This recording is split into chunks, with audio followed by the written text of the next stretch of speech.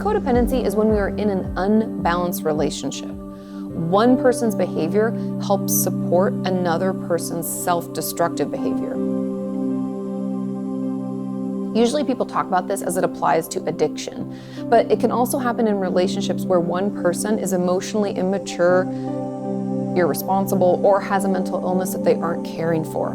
I heard codependency once described as one person has an addiction to a substance or thing, and the other person is addicted to caring for them. And that pretty much sums it up.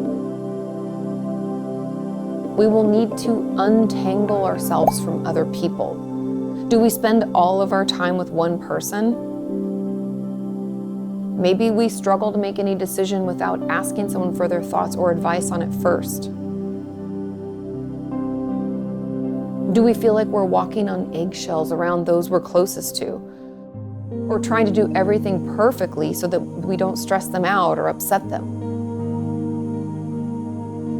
In order to do any of this work, we are going to have to put some healthy space between us and those we're in relationships with.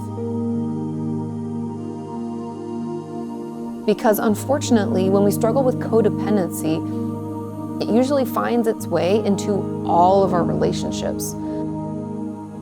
So stepping away for a bit to assess and adjust is going to be a really important step. We will need to communicate with our partner or friend about the changes that we're going to try and make. If we're going to work to change the rules of how we interact with others, we need to let them know first. I know it's hard to have these kinds of conversations, but it could be saying something as simple as, I've been telling you, I'm trying to work on myself. And in doing that, I realize that I'm not the best with boundaries in my relationships. So I'm going to be trying to improve that. And I promise to explain as much as I can as I work through it. We can also tell them that it's okay to ask questions or express any concerns that they have while we're doing this work, right?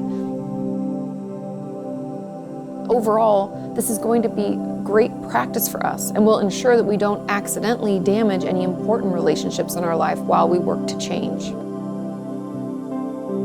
Boundaries are important so that others know how to treat us and we know how to treat them.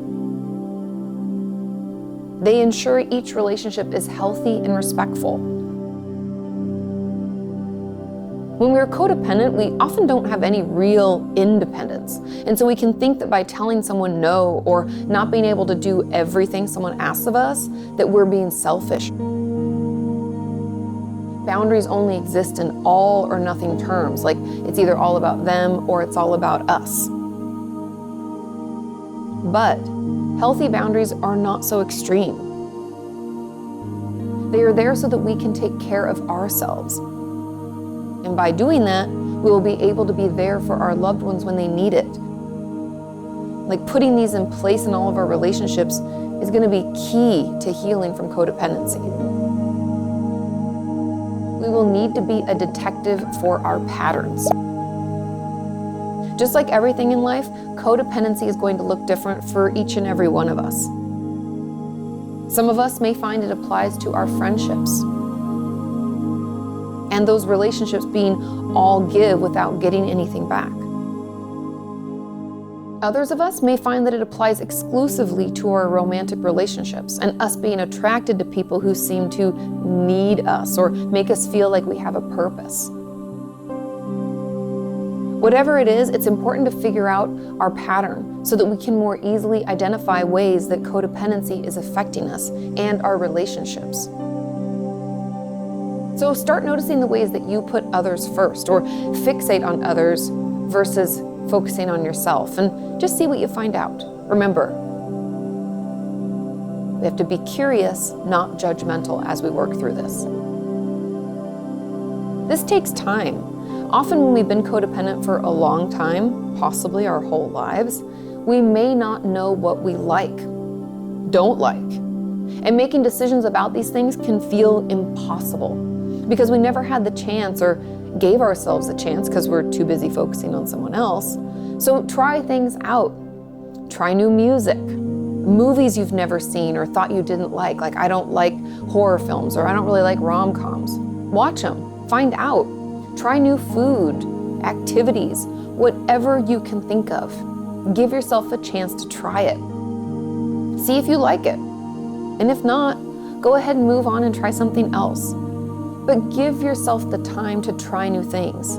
It's okay to not be good at it, or not know what works or what you like or don't like.